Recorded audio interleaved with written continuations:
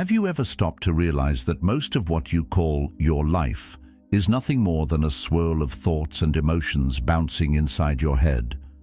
That burning anxiety that keeps you awake, that memory that tears you apart, that endless chase for approval, none of it is the world itself. It's only the mirror of your mind distorting reality. And here's the uncomfortable truth. If you never learn to master that mirror, you will live and die bewildered, never touching the life that was always waiting behind it. The Stoics knew this well.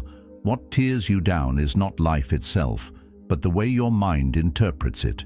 And if you don't take command, it will command you. If you feel the weight of this truth pressing against you, don't turn away. Also, consider subscribing for yourself. Make it a declaration that you refuse to remain a prisoner of distorted reflections, and that you choose the path of clarity, strength, and self-discovery. The mirror of the mind. The strange thing about life is how two people can stand in the very same place, look at the very same scene, and yet walk away with completely different experiences.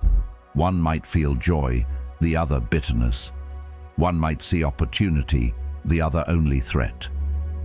The world outside hasn't changed. It's the mirror inside their minds that bends what they see. And if we're honest, this is happening to all of us every single day. The question is not simply what is out there, but what is my mind showing me? Think about how a warped mirror works. Stand before it, and suddenly your head looks too big, your legs too short, or your body strangely curved. The reflection is not reality, it's a distortion. Our minds do the same. Stress bends the mirror one way, ego bends it another. If you've wrapped your whole identity around being successful, then failure won't just sting. It will feel like your very self has shattered. If you've convinced yourself you're unwanted, then even kindness might look suspicious, as though people have hidden motives. Marcus Aurelius once reminded himself, "The soul becomes dyed with the color of its thoughts." That's the trap of the mirror. Our repeated thoughts stain it, and soon, everything we see carries that shade. This is why two siblings can grow up in the same house, under the same parents, yet remember childhood in completely opposite ways. One recalls warmth, laughter, and lessons. The other remembers nothing but criticism and pain. It isn't always that one is lying. It's that each of their mirrors caught a different reflection, and over time those reflections hardened into truth. The Stoics understood this danger clearly. Epictetus said, "It's not what happens to you, but how you react to it that matters." What he meant was that the events of life are neutral. The mirror of your mind gives them shape, color, and meaning. But here's the problem. Most of us never question our mirror. We assume what we see must be the way things really are, and so distortions become reality. Anxiety paints the future darker than it truly is. Nostalgia polishes the past brighter than it ever was. Desire stretches things into exaggerated shapes, making us believe we'll only be happy if we reach that one goal or own that one object. Carl Jung once wrote, "Your visions will become clear only when you can look into your own heart. Who looks outside dreams, who looks inside awakes." The mirror of the mind can keep you dreaming illusions unless you dare to look deeper, to see not just the reflection, but the one standing behind it. Let's test this with a simple example. Imagine you walk into a room and three people stop talking the moment you enter. If your mental mirror is colored by insecurity, you'll think, "They were gossiping about me." If your mirror is shaped by pride, you'll think, "They must respect me too much to speak freely." If your mirror is grounded and calm, you might think, "Maybe they were finishing up something private." The event didn't change. Your mirror did. This is why Seneca warned, "We suffer more often in imagination than in reality." The mind shows us a distorted version, and we end up fighting battles that never truly existed. So, what can we do? We can polish the mirror. When an old mirror gathers dust, it doesn't need to be thrown away, it just needs cleaning. Likewise, the mind doesn't need to be destroyed, only disciplined. Polishing the mirror means slowing down before reacting, noticing how your thoughts bend what you're seeing.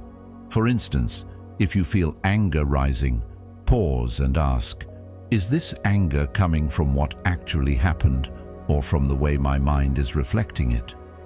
That simple step is like wiping away the smudge before trusting the reflection. Aristotle once said, "The self-controlled person is free." The more you polish the mirror, the freer you become from being ruled by distorted images. But polishing is not a one-time act, it's a daily practice. Just as a mirror gathers dust again and again, the mind gathers stress, judgments, and old habits. A few minutes of reflection each day helps. You might sit quietly in the morning and ask yourself, what color are my thoughts today? What kind of world is my mirror reflecting back to me? Even this simple awareness begins to smooth out distortions. And over time, something beautiful happens. The mirror starts showing reality with less noise, less prejudice, less fear. Still, let's be clear, the mirror will never fully capture the truth. A mirror can only reflect what stands before it, never the one behind it. This is where philosophy meets mystery. Plato once described life as living in a cave, mistaking shadows for reality. Our mental mirror, no matter how polished, still only reflects the shadows of our senses. The real journey is not only to polish the mirror, but to slip behind it, to discover the one who is watching. When you glimpse even a fragment of that truth, life no longer feels like a chain of random reflections. It becomes rooted, purposeful, and alive. So ask yourself today, are you living in reflections, or are you polishing your way toward clarity? The world is out there, vast, rich, vibrant, but what you truly experience is only as clear as the mirror inside you. Master that, and you master not just your mind, but your entire experience of life. As Socrates reminded us, the unexamined life is not worth living. Examining your mirror is the first step to living a life worth remembering. How other creatures see it. It's strange when you stop and think about it, how the same world can look completely different depending on who or what is looking at it. A forest at sunset to you might look peaceful, even beautiful, but to a wolf, that same forest is nothing but the backdrop to a hunt. To a bird, it's a network of branches, a home in the sky. To a butterfly, it's a field of colors and nectar trails. Nothing has changed in the forest itself. What changes is the mirror through which it's seen, and this is exactly how life works, not only for animals, but for us. Take the tiger as an example. To the tiger, you are not a person with dreams, feelings, and memories. You are calories. You are energy. Breakfast, lunch, or dinner, that's it. Because the tiger's mind, its mirror, has been shaped by survival. Its lens is narrow but effective. It reduces life to food, territory, and instinct. That's all it needs to carry on its existence. The grasshopper, entirely different. Its mirror is tuned to vibrations in the ground, the presence of predators, the smell of plants. It lives in a different reality, though both tiger and grasshopper share the same earth. Seneca once said, "Every animal is driven to self-preservation by nature, and that drive creates the filter through which each creature experiences the world." Now, here's where it gets interesting. Humans have the gift of a wider mirror. Our minds are not bound only to food or shelter. We can reflect more: art, love, beauty, knowledge, even questions about the meaning of existence. This wider mirror gives us access to experiences no tiger or grasshopper could ever have. Marcus Aurelius captured this when he wrote, "The universe is change. Our life is what our thoughts make it. Our thoughts, our judgments, the shape of our mirror, these don't just reflect reality. They create the experience of life itself. But here lies the danger. As much as our mirror is capable of reflecting more, it is also capable of distorting more. Prejudice, judgment, and strong identities shrink it down until it's no better than the tigers. When we cling too tightly to labels, race, politics, success, failure, we reduce our wide mirror into a narrow one, showing us only fragments of life that confirm what we already believe. Suddenly, we don't see the world as it is. We only see what fits into the story we've told ourselves. Epictetus warned against this kind of blindness when he said, "It is not things themselves that disturb us, but our opinions about them. The opinions fog the mirror, and soon we mistake distortion for truth." Think of how quickly judgment can warp perception. A stranger cuts you off in traffic, and your mirror reflects anger. "He disrespected me. He thinks his time is more valuable." Another person with a calmer mirror might think, "Maybe he's rushing to the hospital." The event was the same, but the reflection was entirely different. Carl Jung wrote, "Everything that irritates us about others can lead us to an understanding of ourselves." In other words, the distortion you see is often your own projection, not the truth of what's in front of you. We like to believe our human mirror is always clearer than that of other creatures. But is it? Many times our so-called intelligence just makes the distortions more complicated. Animals live with simple mirrors: survival, reproduction, instinct. We add layers: status, ego, ideology, fear of the future, regret of the past. And the more layers, the harder it becomes to see clearly. Plato's allegory of the cave reminds us of this. People mistake shadows for reality and never turn to see the source of the light. Our mirrors often show us shadows, and we take them as the whole of life. So what does it mean to truly use our wider mirror? It means recognizing both its potential and its traps. It means realizing that while we can see more than other creatures, we must also guard against seeing less because of prejudice or fear. Aristotle observed, "Knowing yourself is the beginning of all wisdom." When you notice your mirror shrinking, when you catch yourself trapped in a narrow judgment, that is the moment self-knowledge can expand your vision again. Think about conflict between nations, between neighbors, even within families. Much of it comes down to distorted mirrors. Each side sees the other through a lens of suspicion, pride, or past injury. Each side believes its reflection is the truth, yet both mirrors are warped. If we polished them, even slightly, maybe we'd see not enemies, but fellow humans. Maybe we'd realize the tiger isn't the only one that reduces others to food. We reduce people to categories, to them, to stereotypes. And in doing so, we lose the richness of what's really there. The Stoics often reminded themselves to step back from these distortions. Marcus Aurelius urged, "You have power over your mind, not outside events. Realize this, and you will find strength." To polish the mirror means to stop blaming the outside for what is, at root, a reflection problem. The tiger can't change its mirror. It will always see prey. The grasshopper can't change its mirror.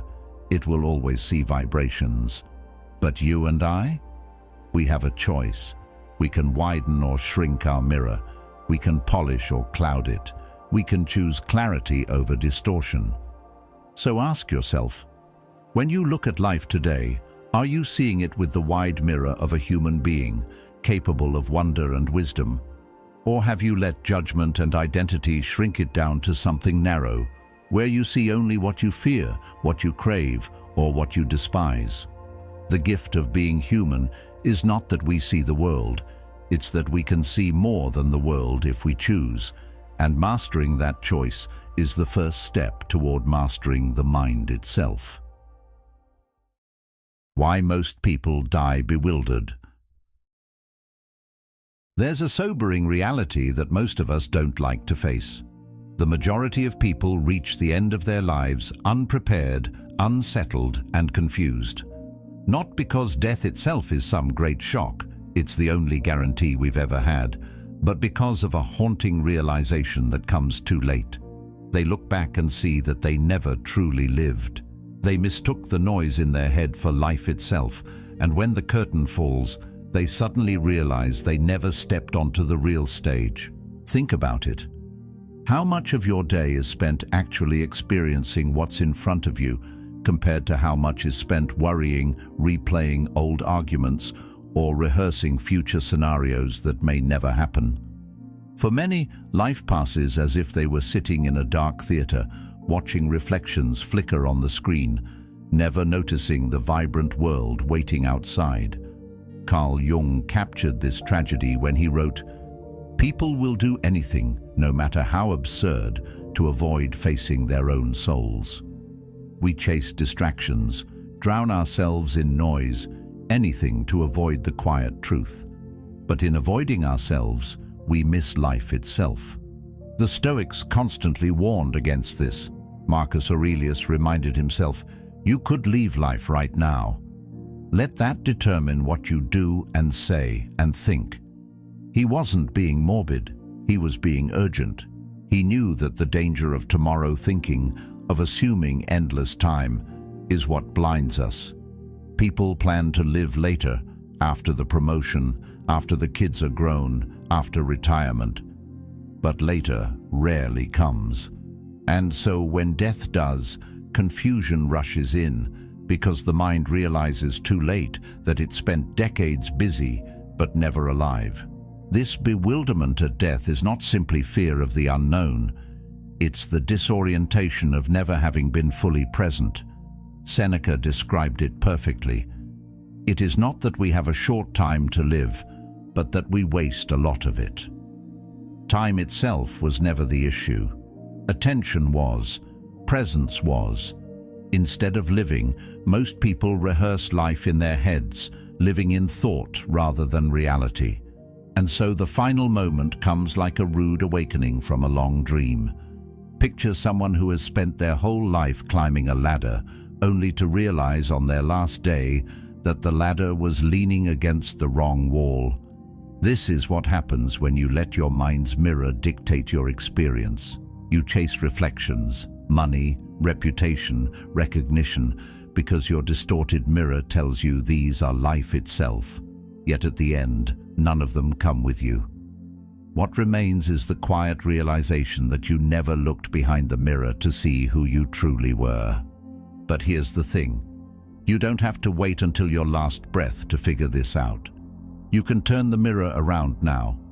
You can question your reflections today. Ask yourself, am I living in my thoughts, or am I touching reality? When I spend hours scrolling, stressing, or arguing in my head, am I actually experiencing life, or am I lost in shadows? Plato's allegory of the cave reminds us of this. Most people spend their entire lives watching shadows dance on the wall, never turning to see the fire, never stepping outside into the light. Even modern psychology agrees. Jung explained that until you make the unconscious conscious, it will direct your life and you will call it fate. That's why death feels bewildering to so many. It's the sudden shock of seeing that fate was not some outside force. It was the unconscious mind, the unpolished mirror running the show. To master your mind, then, is not about controlling every thought. It's about waking up.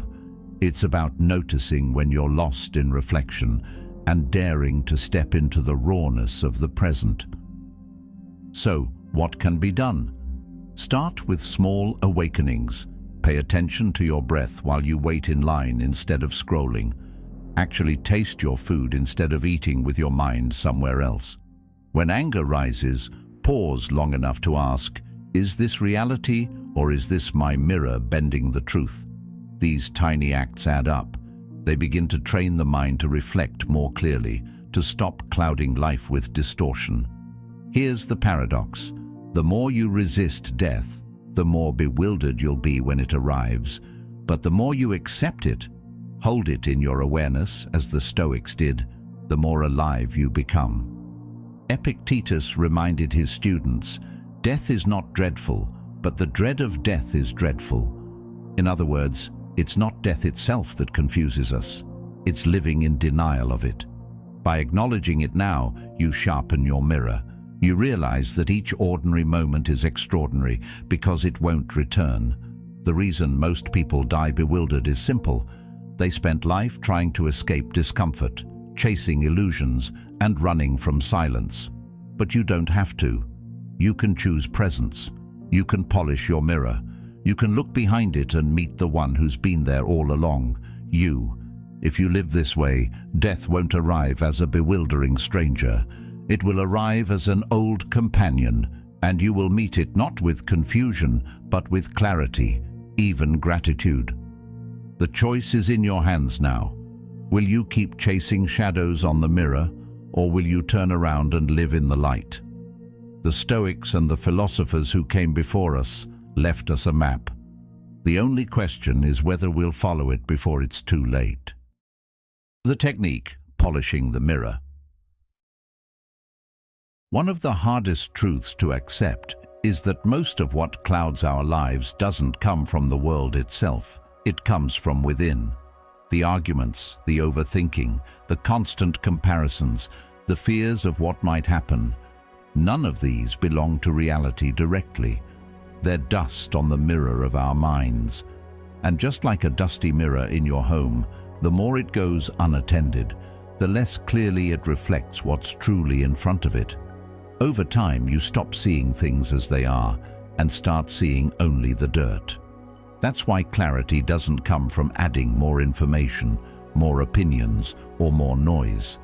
It comes from polishing the mirror.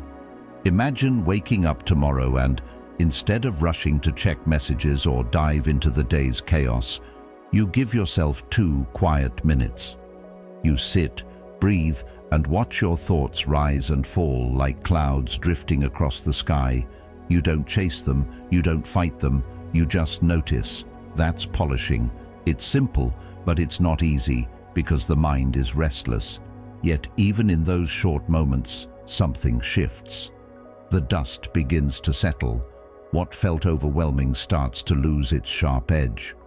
But why does this matter so much? Because if you don't polish your mind, you mistake distortions for reality.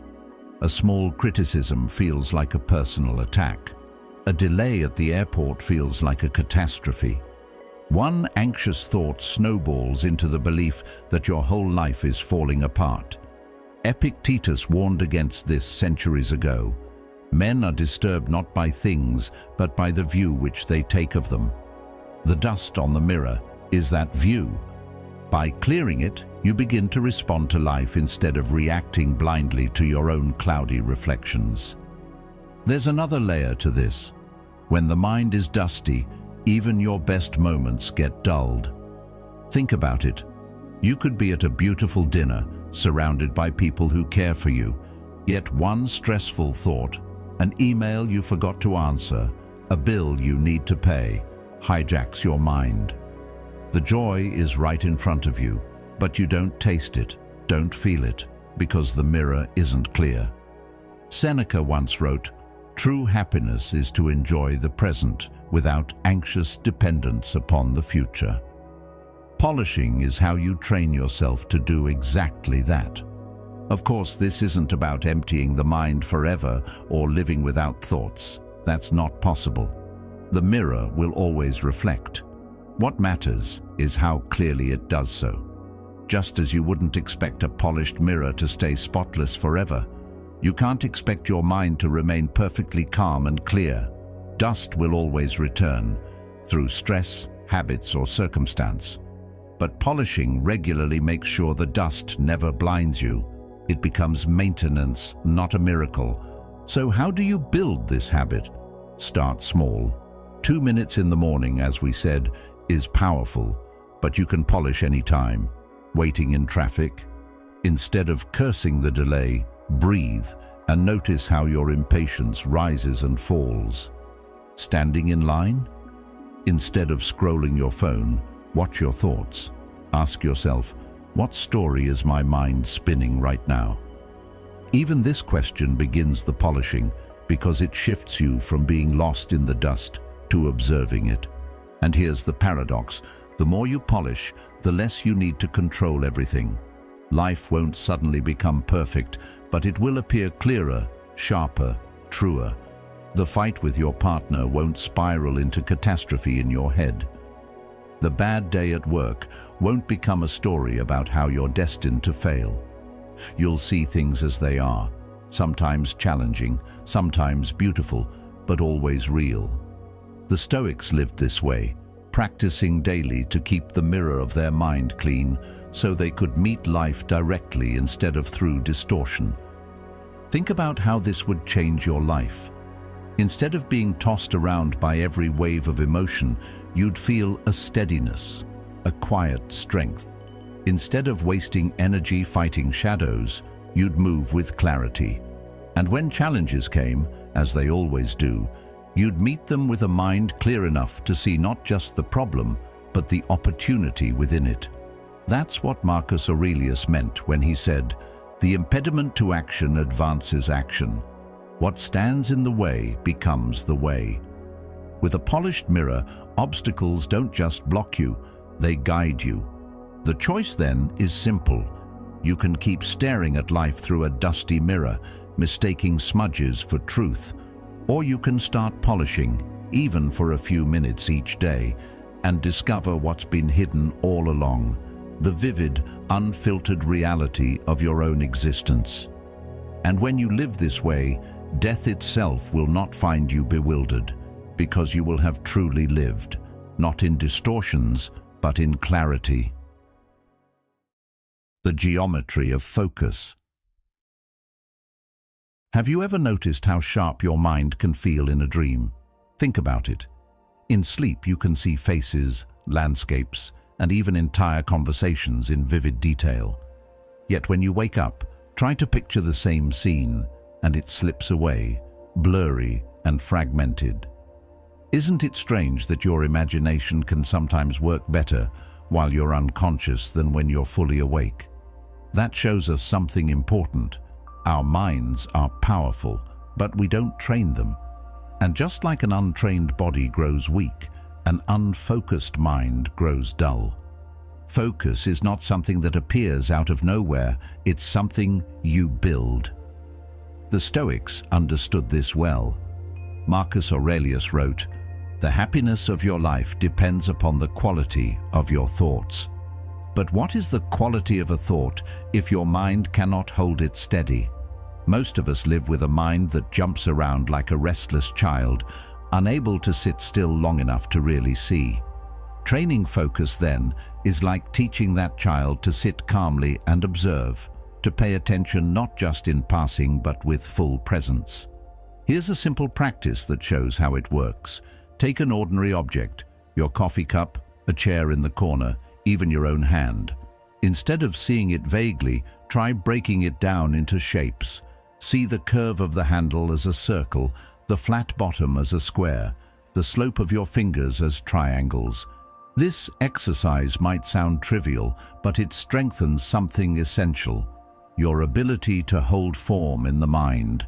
Every time you notice a new shape, you stretch your attention a little further. Every time you resist the urge to drift away, you sharpen your inner vision. Why is this powerful? Because attention is like a muscle. The more you exercise it, the more strength it carries into every area of life. Epictetus reminded his students, "No great thing is created suddenly." Focus is no different. If you cannot focus on something as simple as the shapes within a coffee cup, how can you expect to hold steady in moments of stress, conflict, or deep decision-making? The small training prepares you for the larger challenges. Think of it as mental geometry. A body can be broken down into lines, angles, and structures. The more precisely you notice these forms, the more vividly you can imagine them, and the more resilient your mind becomes. It's like learning to see life in high definition instead of settling for a blurred picture. Carl Jung once wrote, "Who looks outside dreams, who looks inside awakes." Geometric focus is one way of awakening. It teaches you not to drift passively, but to engage the inner eye, to see with deliberate clarity. And let's be honest, most of us are training the opposite habit. Scrolling endlessly, multitasking, checking notifications every 2 minutes. This doesn't just scatter attention, it fractures it. Over time, the mind loses its sharpness. You try to read a book, and after 2 pages, you're restless. You try to meditate, and you're already itching to check your phone. The mirror of your mind has become clouded not by dust, but by constant distraction. Seneca warned about this centuries ago. To be everywhere is to be nowhere. When your mind is pulled in every direction, you stand firmly in none. Focus rescues you from that fragmentation. Here's another way to look at it. Geometry is the most stable form of order. The triangle, for example, is known as the most stable structure in nature. It holds weight without collapsing. Training your mind to break down reality into shapes isn't just a mental game, it's symbolic. You're teaching your thoughts to take structure, to stop collapsing under pressure. Aristotle said, "We are what we repeatedly do." Excellence, then, is not an act, but a habit. Focus is a habit, one built by small repeated acts of noticing, holding, and returning attention. What happens if you stick with it? You begin to notice an incredible shift. When you imagine someone's face, it becomes clearer. When you visualize a goal, it feels more tangible. When you sit in silence, your thoughts stop scattering so wildly and begin to take form. In dreams, this clarity comes naturally. Awake, it must be trained. And when it is, you gain something rare in today's world, a mind that sees without distortion. But let's not confuse this with control for the sake of control. The point isn't to dominate every thought or force your imagination into rigid shapes. The point is to give your mind the discipline it needs to serve you instead of ruling you. Think about what that means for your life. If your focus is sharp, arguments don't derail you as easily. Temptations lose some of their power. Creativity flows with greater depth. Even ordinary tasks, listening to a loved one, reading a book, cooking a meal, become richer because you're truly there. Without focus, you're half alive, drifting between images in your mind. With focus, you're present, alive, awake. So the invitation is simple. Start small. Pick one object today and break it down into shapes. Tomorrow, pick another. Over time, you'll find that this geometric practice doesn't just make your imagination sharper, it makes your entire life sharper. The more clearly you can see, the more deeply you can live. And in the end, isn't that the goal? To awaken from the blur, to step out of the dream, and to meet life in full clarity. From reflection to reality. It's easy to mistake the images in our minds for reality itself. We wake up thinking about yesterday's mistakes, replaying conversations, imagining how people see us. Then we rush through the day already weighed down by stories that exist only in thought. The strange part is this. The world outside hasn't even spoken yet, but our minds are already busy narrating. It's like watching a movie where the screen never turns off. But here's the problem. When you only watch the reflections on that screen, nothing in your life actually changes. You stay caught in loops of thought, reacting instead of living. Most people live inside reflections without ever realizing it. They blame fate, luck, or the world for their struggles, never seeing that the real issue lies in the mirror of the mind. And so they remain stuck, surviving, but never fully alive. The Stoics saw this clearly. Epictetus taught, "We suffer more in imagination than in reality." Isn't that the truth? How often do we spend hours dreading something only to discover it wasn't nearly as bad as we imagined? The suffering was in the reflection, not in reality. When we confuse the two, life feels heavier than it really is. Think of it like standing by a lake. When the water is still, you can see the reflection of the trees, the sky, the clouds. But if the surface is constantly stirred by wind or waves, the reflection becomes distorted, chaotic. The lake is still the lake, but you can no longer see through it. Our minds work the same way. Thoughts, fears, desires, they stir the surface. Reflection becomes confusion. But if you let the water settle, suddenly the lake shows both its surface beauty and its depth. The same is true of your mind. When you step behind the mirror, you don't just watch the ripples, you touch the depth of being itself. Seneca once said, "Life is very short and anxious for those who forget the past, neglect the present, and fear the future." That's exactly what happens when you live in reflection. You are trapped between what has already gone and what hasn't yet arrived. The present moment, the only place life actually happens, is lost. But when you slip behind the mirror, you find the present again. You begin to live not in shadows, but in reality itself. Let's make this practical. Imagine you're in a heated argument. Your mind throws up reflections. "They're attacking me. I need to defend myself. I can't lose this." The reflections spark emotion. Emotion sparks reaction. And soon you're both trapped in a storm of distortion. But if you step behind the mirror, you can pause. You can notice, these are just reflections, not the truth. And in that pause, something changes. You're no longer reacting blindly. You're choosing. That's the difference between being controlled by your mind and directing it. Plato's allegory of the cave is a powerful reminder here. He described people chained in a cave, watching shadows on the wall, mistaking them for reality. But when one person breaks free and turns around, he sees the fire, the light, the real source. Life in reflection is like living in that cave, mistaking shadows for truth. To step behind the mirror is to turn around and see life as it really is. And here's the beauty of it. When you touch reality in this way, even for a moment, everything shifts. Colors seem brighter, conversations feel deeper, small moments carry more weight. You are not just rushing from task to task, you are present. This presence is not dramatic, but it is powerful.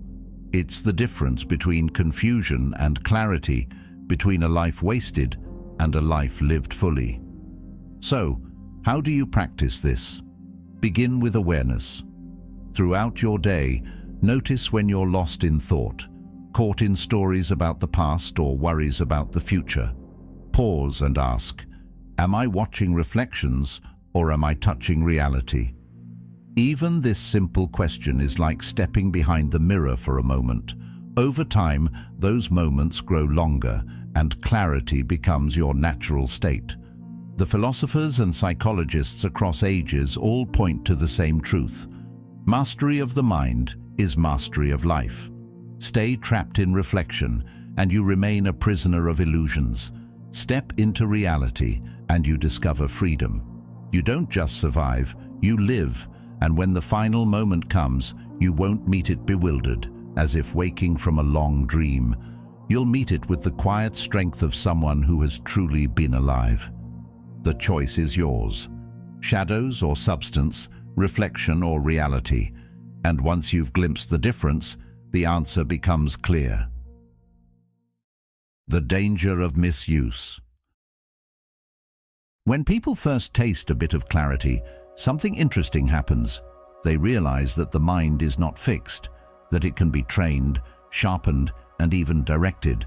And with that realization comes temptation. The temptation to use it as a tool for quick gains. You hear about people trying to manifest money, bend outcomes, or even influence others. It sounds appealing, doesn't it? To use your newfound mental strength to shape the world exactly how you want it. But here's the problem. Chasing control before you've built wisdom is dangerous. It's like giving the keys of a race car to a child. The machine is powerful, but without the maturity to handle it, the result is disaster. The Stoics would have warned us about this. Marcus Aurelius constantly reminded himself to keep his intentions pure. He wrote, "If it is not right, do not do it. If it is not true, do not say it." A disciplined mind is not meant to serve greed or ego. It's meant to guide us toward truth and virtue. When you try to bend life to your desires without first mastering yourself, you end up enslaved by the very mind you thought you were controlling. Carl Jung pointed to a similar danger when he said, "People will do anything, no matter how absurd, to avoid facing their own souls." Think about that. Instead of using inner strength to turn inward and discover who they are, many use it as a shortcut to escape themselves. They distract with fantasies of wealth, power, or influence, hoping mastery of the mind will deliver external victories. But true mastery isn't about manipulating the outer world. It's about gaining freedom from the illusions inside. If you practice mental discipline only to feed desire, whether it's money, approval, or power, you haven't freed yourself at all. You've only polished your chains. The mind becomes sharper, yes, but sharper in service of the very impulses that distort it. That's not wisdom. That's self-deception. Here's a way to think about it. Imagine you've been given a lamp that can light up any room. You could use it to illuminate dark corners, to see things as they really are. Or you could turn it into a spotlight for your own performance, blinding others while convincing yourself you're the star of the show. Both use the lamp, but only one brings clarity. The same goes for the mind. A trained mind can light the way to truth, or it can become a tool for manipulation. The difference depends on your intention. Epictetus taught that we must focus on what is within our control and release what is not. He said, "Freedom is the only worthy goal in life. It is won by disregarding things that lie beyond our control." When you use mental strength to try and force outcomes, wealth, fame, recognition, you step outside your circle of control. You trade freedom for frustration, because no matter how strong your focus, you cannot command the world to obey. Mastery of the mind isn't about bending reality. It's about aligning yourself with it. It's not the person who gets everything they desire who is free. It's the one who is not ruled by desire in the first place. This is why the danger of misuse is so subtle. The mind can become sharp, but sharpness without direction can cut the one who wields it. The Stoics practiced daily not only to strengthen their focus, but to test their intentions, asking, "Am I using this discipline to live in harmony with nature, or to force my own way upon it?" Think about the stories we've seen in history, leaders who gained great influence but used it for domination, thinkers who discovered truths but twisted them for personal gain. Every one of them misused their mirror.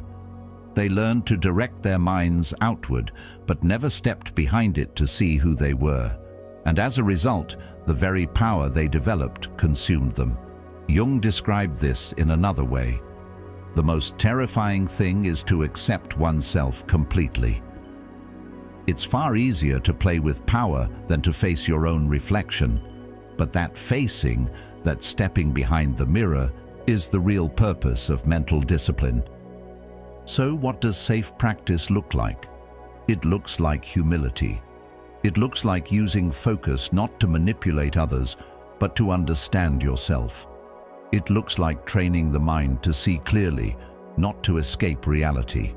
It means asking before each practice, am I polishing the mirror to see truth or to feed illusion? One path brings clarity, the other confusion. At the heart of Stoicism lies a powerful reminder: virtue is the only good. Wealth, reputation, pleasure, they're indifferent. What matters is whether you use your mind in service of wisdom, justice, courage, and self-control.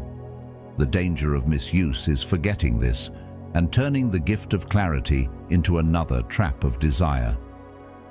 So the warning stands. When you begin to master your mind, resist the urge to use it like a weapon for personal gain. Don't turn discipline into greed or focus into control. Instead, let it guide you deeper. Let it carry you beyond the mirror of thoughts, beyond the parade of reflections, into the stillness of who you really are. Because there, behind the mirror, lies the freedom the Stoics spoke of, the wisdom the philosophers pointed to, and the peace that no amount of external success can match.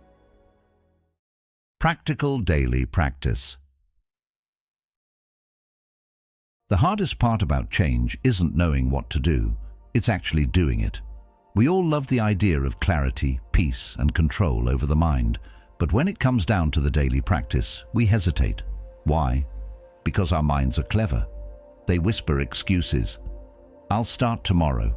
I'm too busy. This probably won't make a big difference anyway. And yet, as Seneca wisely put it, life is long if you know how to use it. Daily practice is exactly how you learn to use it.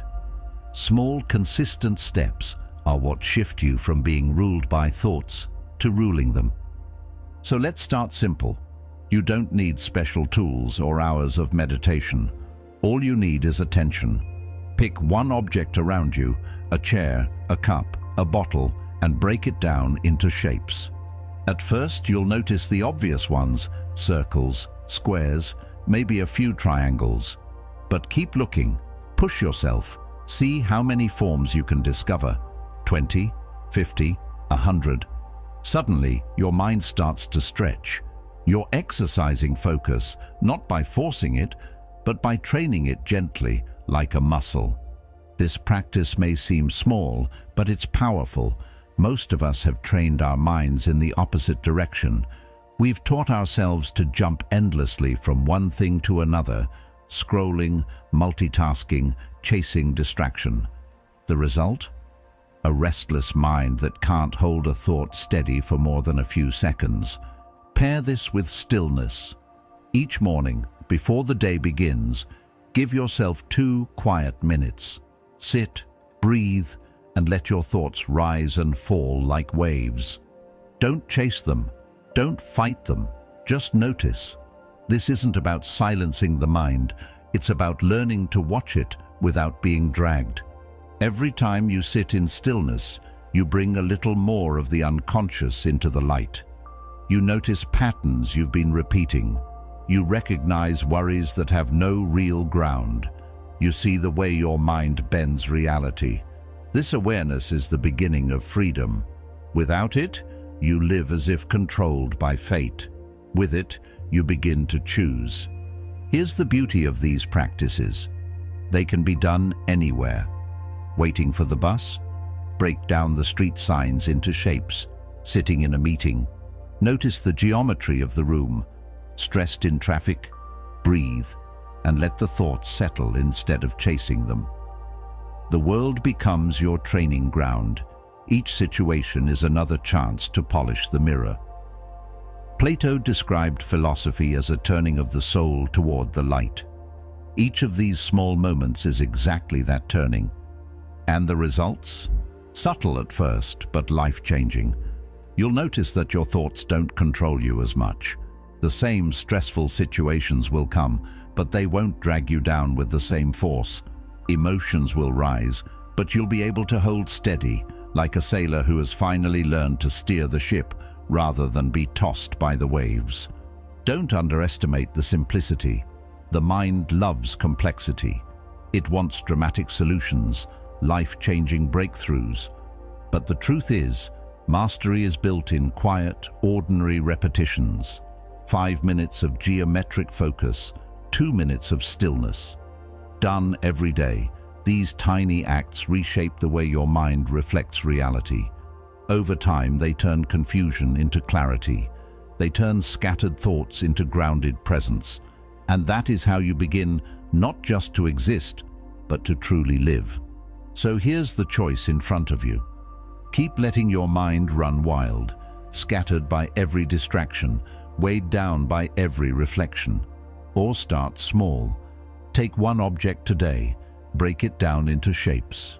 Sit for 2 minutes tomorrow morning and just watch your thoughts. It's not about perfection, it's about practice. Because practice is what polishes the mirror. And the clearer the mirror, the clearer your life becomes. In the end, life isn't about the endless reflections your mind throws at you. It's about touching reality as it truly is. The clearer your mirror, the clearer your path. Don't let your days slip by in distortion. Choose to live with presence, strength, and clarity. If this message spoke to you, take the next step. Watch one of the videos waiting for you on the screen and keep sharpening your mind. And thank you for walking this path with us, for being a part of Stoic Journal.